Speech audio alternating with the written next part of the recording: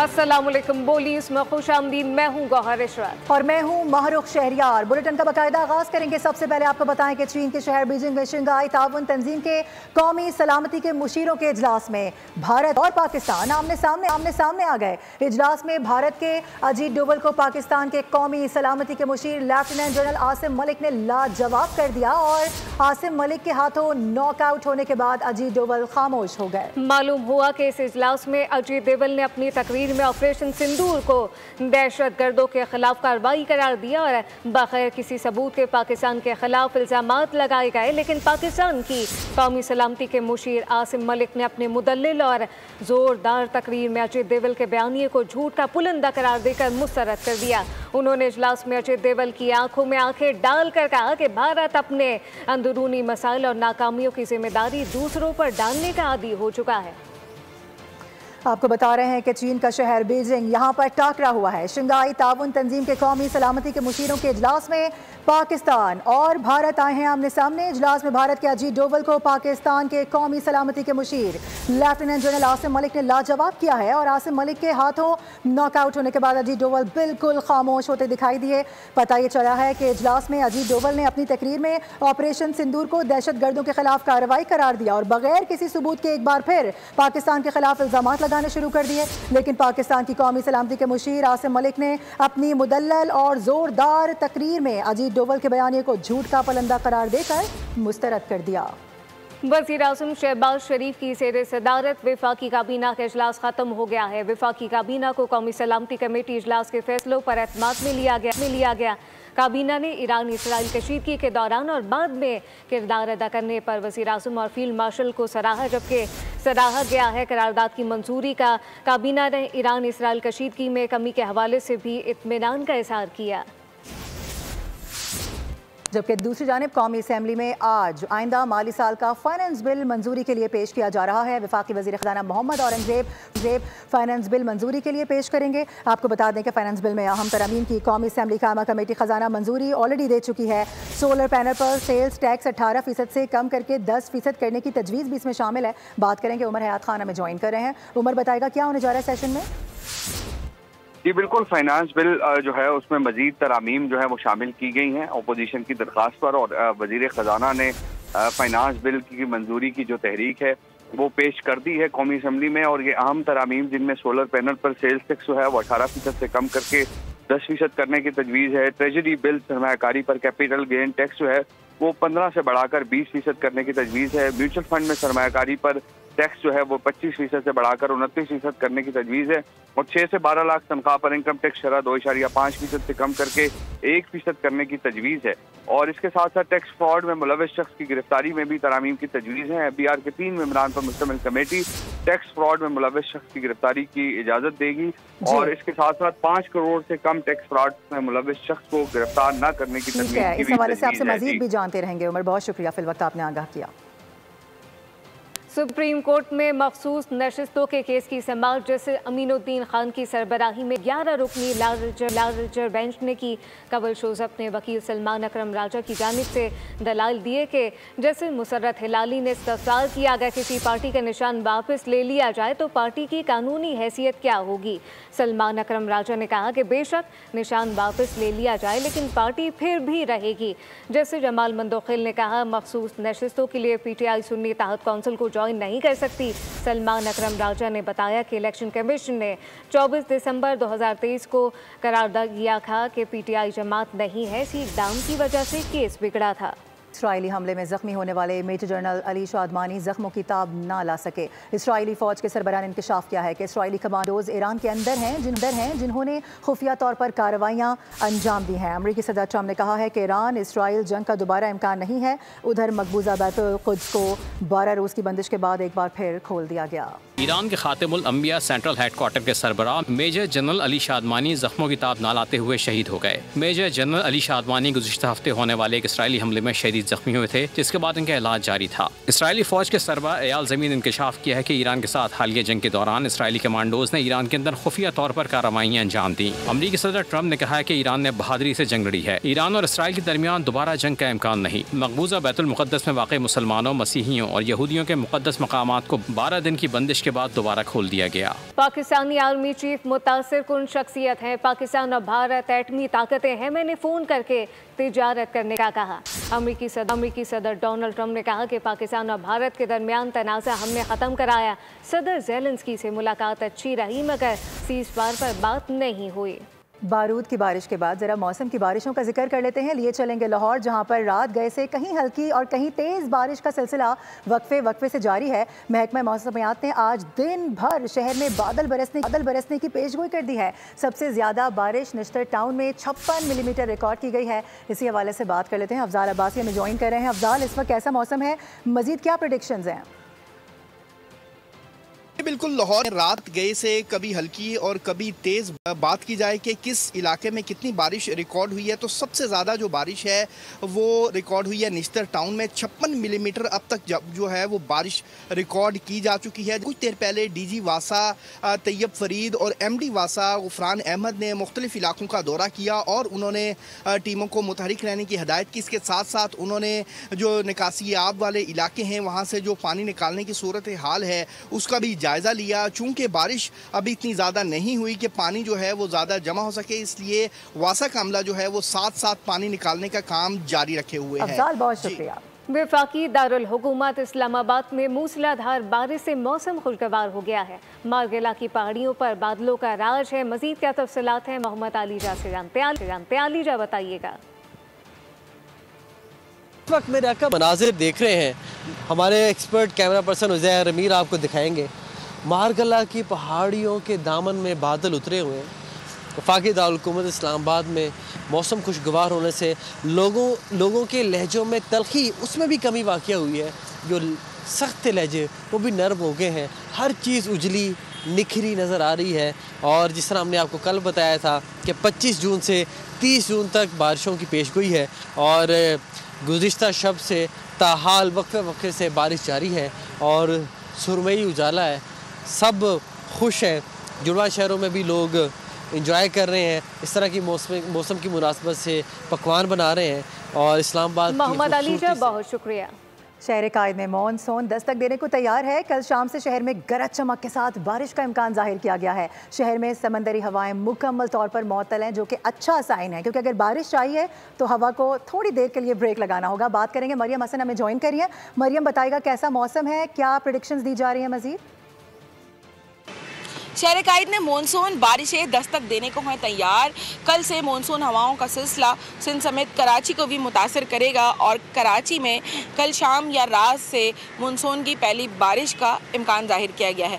महकमा मौसमियात के मुताबिक बारिशों का सिलसिला जो है वो आइंदा 3 रोज़ तक जारी रहने का इम्कान है, जबकि कल से जो है आगाज़ होगा हफ्ता और इतवार जो है गरज चमक के साथ वक्फे से पूरा दिन ही बारिश का इम्कान जाहिर किया जा रहा है। ताहम बारिश से कबल शदीद गरज चमक और तेज़ हवाएं चलने का भी इम्कान जाहिर किया गया है। ताहम आज से मौसम जो है वो शदीद गर्म और मरतूब रहेगा। ताहम मुताल्लिका इदारों को तमाम ज़रूरी इक़दाम करने की हिदायत जो है वो जारी कर दी गई है और उसके साथ साथ कराची के बासी जो कि शदीद तरसे हुए हैं बारिश के लिए, उनको भी खुशखबरी दे दी गई है कि कल शाम से शहर कायद में गरज चमक के साथ वक्फे से बारिश का सिलसिला शुरू होगा, जो कि आइंदा 2 रोज़ तक इसी तरीके से। मौसम तो सुहाना है ही, लेकिन अब ज़रा दायमी मसले का जिक्र कर लेते हैं। कराची में मानसून की मुमकिन आमद से कबल शहर का बरसाती गुज्जर नाले की ताहाल मुकम्मल सफाई नहीं हो सकी है। हर साल की तरह इस साल भी गुज्जर नाले की सफाई का काम अधूरा पड़ा है। नाले में कचरे और तामीराती मलबे के ढेर लगे हुए हैं। तफसीलात क्या है मोहम्मद काशान से जानते हैं। जी काशान। हाजी बिल्कुल, मौसमियात की जानिब से कल से शहर कायद में मूसलाधार बारिशों की पेशगोई कर दी गई है, लेकिन बल्दिया उस्मा कराची की जानिब से दावा किया गया था कि जून के इख्तितामी अयाम में नालों की सफाई का सिलसिला शुरू कर दिया जाएगा। शहर का दूसरा बड़ा नाला है गुज्जर नाला, जहाँ से मैं आपको रिपोर्ट कर रहा हूँ। कैमरामैन यूसुफ आपको ये मनाजिर दिखाएंगे। जहाँ तक हदें निगाह जा रही है वहाँ तक हमें कचरा नज़र आ रहा है और प्लास्टिक की थैलियाँ ऐसे नाले में नज़र आ रही है, झाड़ियाँ नज़र आ रही हैं, जबकि कुछ तो जो मलबा भी नाले के अंदर डाल दिया गया है। मेन मसला ये है कि KMC हुकाम की जानिब से दावे तो किए जाते हैं कि जब बारिश आएगी तो शहर के 3 बड़े नाले हैं, जिसमें महमूदाबाद फैसलाबाद नाला है और गुज्जर नाला है, कोरंगी नाला है और उसके अलावा औरंगी नाला है, उसकी सफाई का मरहला शुरू हो जाता है। लेकिन हम देख रहे हैं कि छोटे बड़े नाले जो हैं उनकी सफाई का मरहला ताहाल अब तक शुरू नहीं हुआ, क्योंकि जो बड़े नाले हैं उनकी सफाई पहले की जाती है। हम देख रहे हैं कि जो सोल्जर बाजार के अंदर नाला है उसकी सफाई का मरहला शुरू कर दिया गया है। इलाकों में छोटे बड़े नाले उनकी सफाई जो है सैनिटेशन डिपार्टमेंट की जानिब से की जा रही है। लेकिन शहर के बड़े नाले जो है वो अब ताहाल कचरों से फुल हुए में, कल अगर बारिश होती है तो शहर के अंदर अर्बन फ्लडिंग का एक बड़ा खतरा जो है वो पैदा हो सकता है। खबर ये आ रही है कि वज़ीर आला पंजाब मरियम नवाज शरीफ का बरसती बारिश के दौरान लाहौर का दौरा। वज़ीर आला पंजाब मरियम नवाज ने शहर के मुख्तलिफ इलाकों में सूरत हाल का जायजा लिया है। इसके साथ साथ ये भी सामने खबर आ रही है निकासी का मुशाहिदा किया गया है और गुलबर्ग स्कीम के मुख्तलिफ ब्लॉक्स का मुआयना भी किया है। मनाजिर भी देखे जा सकते हैं और अपने मोबाइल से फुटेजेस भी बना रही हैं, ताकि अगर कहीं पर कोई किसी किस्म की नाअहली नज़र आ रही है, किसी किस्म का कोई मसला है तो उसको अपने पास रिकॉर्ड में रखें, ताकि अगली बार इसका सद्देबाब किया जा सके। मनाजिर इस वक्त देखे जा सकते हैं, अपनी पूरी टीम के हमरा इस वक्त मौजूद है वज़ीर आला पंजाब मरियम नवाज, जो कि मुख्तलिफ इलाकों का दौरा कर रही हैं और बारिश की सूरत हाल का जायजा ले रही हैं। आपको बताएं कि कराची मलीर मेमन गोट में 48 घंटों के दौरान 2 घरों में डकैती की 2 बड़ी वारदातें रिपोर्ट हुई हैं। पहली वारदात काजी मोहल्ला में पेश आई, जहां 8 मुसल्लह डाकुओं ने एक ताजिर के घर पर धावा बोल दिया। डाकू घर में मौजूद अफराद को यह हमाल बनाकर 50 तोले सोना और 21 लाख रुपए नकदी लूट कर फरार हो गए। दूसरी वारदात बलोच मोहल्ला में हुई, जहां पर 6 डाकू जिसकी शनाख्त 60 साला मोहम्मद हाशिम के नाम से हुई थी। सीसीटीवी में हाशिम को सड़क पर गाड़ी का इंतजार करते हुए देखा जा सकता है। सीसीटीवी फुटेज के मुताबिक टैंकर ने पहले शहरी को टक्कर मारी और फिर कुचल दिया। कराची शाह लतीफ टाउन में टेक्सटाइल फैक्ट्री से मजदूर की लाश बरामद हुई।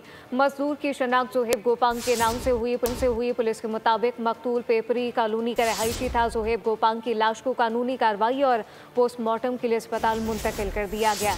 इब्तदाई तौर पर मौत की वजह मालूम ना हो सकी। खबरों के सिलसिले को आगे बढ़ाएंगे। आपको बताएं कि सदर आसिफ अली जरदारी और वज़ीर आज़म शहबाज शरीफ ने मंशियात के इस्तेमाल और स्मगलिंग के खिलाफ आलमी दिन के मौके पर इस लानत के खात्मे के आज़म का इजहार किया है। सदर ममलिकत ने अपने पैगाम में कहा है कि हम आज के दिन इस आज़म का अदा करते हैं कि मंशियात के नासूर को ख़त्म करने के लिए कोशिशें मज़ीद तेज़ कर देंगे। मंशियात और गैर कानूनी नशावर अशिया हमारी नौजवान नस्ल के मुस्तकबिल को दाव पर लगाती हैं। वज़ीर आज़म ने मंशियात के खिलाफ मरबूत इक़दामात, नौजवानों में आगाही और कानून नाफिज करने वाले इदारों की कुर्बानियों को सराहते हुए इस इज्तिमाई चैलेंज से निमटने के अज़म का इजहार किया। कि इलेक्ट्रिक की हठधर्मी बरकरार है। बदतरीन लोड शेडिंग ने शहरियों की मुश्किलात बढ़ा दी। फनी खराबी के नाम पर भी कई घंटे की बिजली मुअत्तल की जाने लगी। कि इलेक्ट्रिक के खिलाफ गुस्सा दिन ब दिन बढ़ने लगा है। शहर के मुख्तलिफ इलाकों में अवाम ने शदीद एहतजाज किया।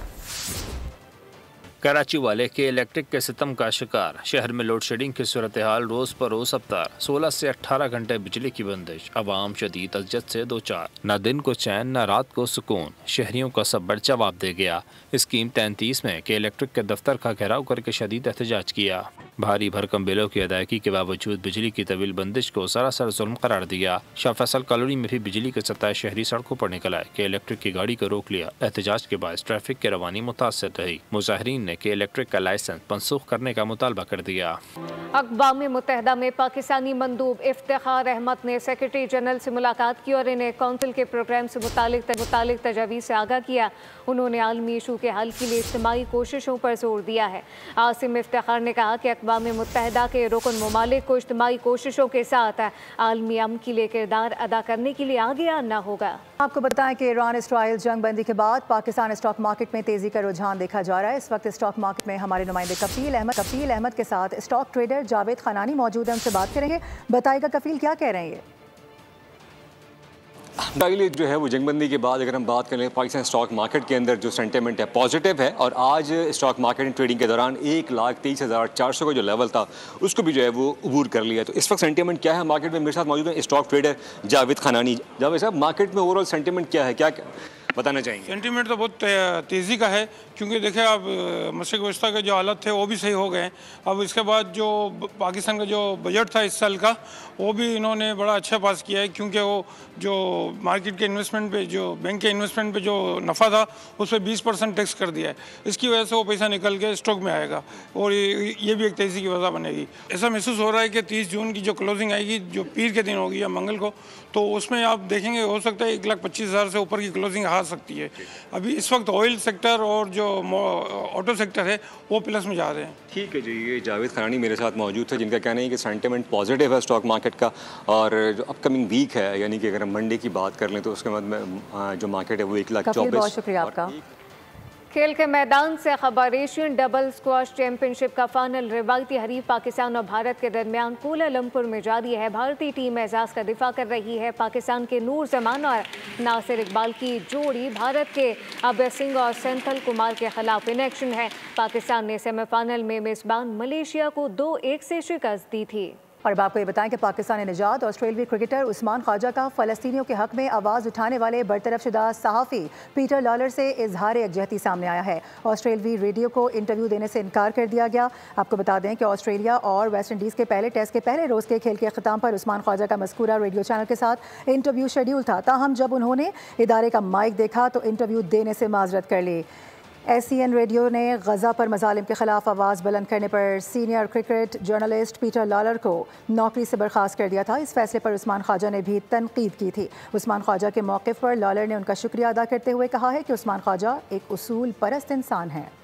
पाकिस्तान स्पोर्ट बोर्ड के ज़ेर एहतमाम पुरवकार तकरीब में आलमी मुकाबलों में शानदार कारकर्दगी दिखाने वाले कौमी हीरो को खराज तहसीन पेश किया गया।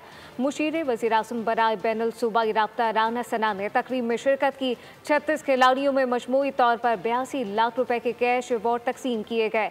22 फेडरेशन के नुमाइंदगान को 6 करोड़ 39 लाख रुपए के चेक तकसीम किए गए। अरशद नदीम को नेज़ाबाजी में गोल्ड मेडल से भी नवाजा गया।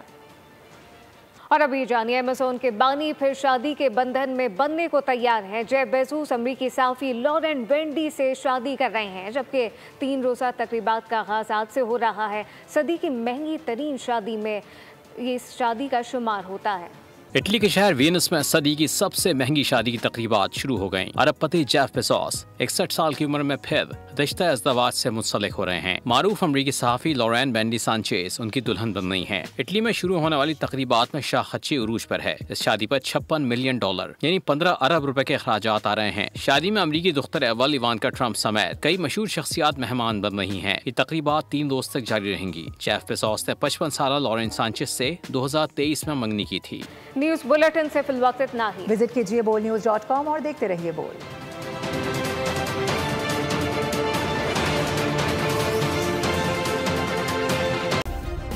सब्सक्राइब करें और बेल दबाएं ताकि कोई खबर रह न जाए।